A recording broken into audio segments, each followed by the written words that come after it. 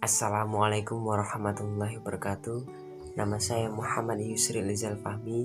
Saya dari kelas HTNC. Saya akan mengerjakan tugas UTS dari Bapak Prayudi Rahmatullah MHI, dosen mata kuliah Sejarah Peradaban Islam. Islam periode klasik. Pada masa ini atau pada masa Islam periode klasik dibagi menjadi dua, yakni kemajuan Islam dan kemunduran Islam. Telah kita ketahui bersama bahwasanya Nabi Muhammad semasa hidupnya telah membuat semenanjung Arabia menjadikan agama Islam. Namun semenjak Nabi wafat, sebagian orang Islam itu melepaskan diri dari Islam karena mereka berkeyakinan bahwasanya kalau Nabi Muhammad sudah wafat berarti Islam telah usai. Makanya setelah Abu Bakar As-Siddiq diangkat menjadi khalifah, hal yang dilakukan pertama beliau adalah memerangi kaum murtad, memerangi kaum yang tidak mau zakat dan memerangi nabi-nabi palsu. Hal ini dikarenakan permasalahan intern dalam umat Islam pada masa itu masih sangat kacau. Makanya Abu Bakar tidak mulu-mulu ingin memperluaskan wilayah dan lain sebagainya. Dalam waktu 2 tahun permasalahan-permasalahan ini dapat diselesaikan, dan kemudian setelah selesai beliau menyuruh Khalid bin Walid dan para jenderal Islam yang lainnya untuk memperluaskan Islam. Makanya pasukan Islam mulai diutus menuju Hira, ke Irak, ke Suriah untuk memperluaskan wilayah. Hanya 2 tahun masa Abu Bakar pun usai. Setelah itu kepemimpinan Islam dilanjutkan oleh sahabat Umar bin Khattab. Sahabat Umar bin Khattab menjabat sebagai khalifah selama 10 tahun. Dalam 10 tahun banyak sekali hal yang dilakukan oleh Umar bin Khattab. Mulai dari ikut menyebarkan agama Islam, meluaskan wilayah kekuasaan Islam, memperbaiki tatanan negara, membentuk Baitul Mal dan lain sebagainya. Pada zaman Umar bin Khattab lah ekspansi gelombang kekuasaan Islam mulai sangat tampak terlihat.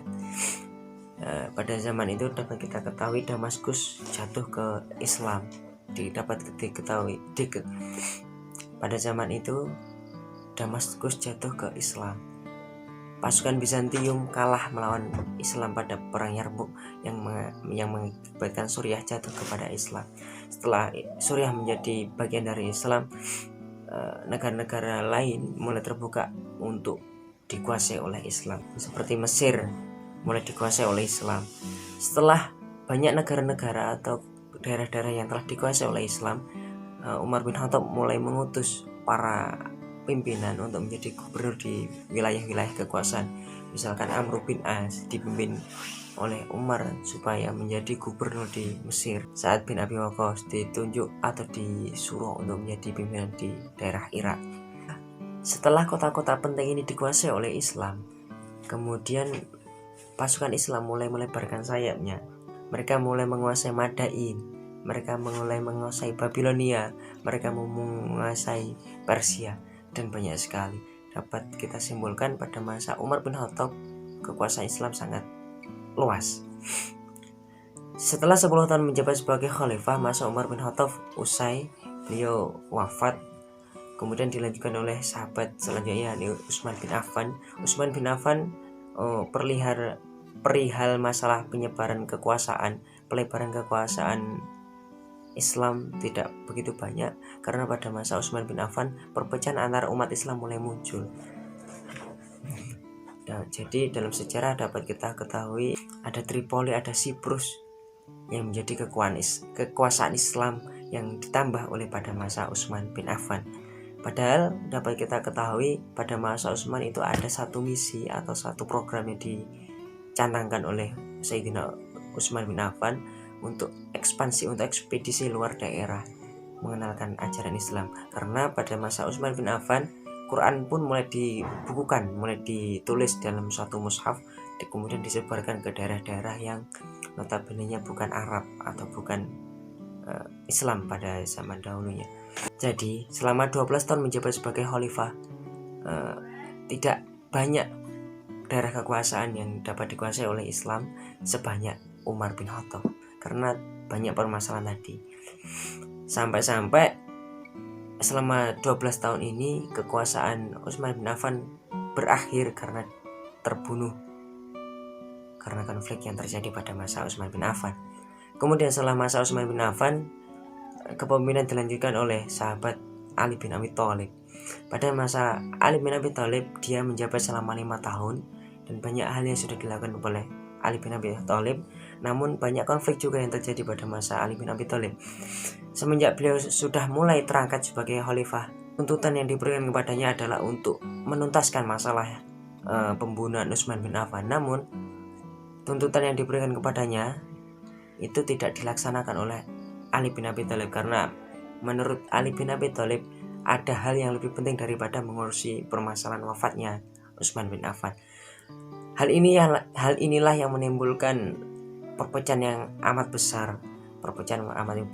Makanya pada saat itu muncullah 3 kelompok besar, yakni kelompok Umayyah atau kelompok pendukung Utsman bin Affan yang dipimpin oleh Muawiyah bin Abi Sufyan, yang kemudian pada perjalanan selanjutnya menamakan dirinya sebagai Daulah Bani Umayyah.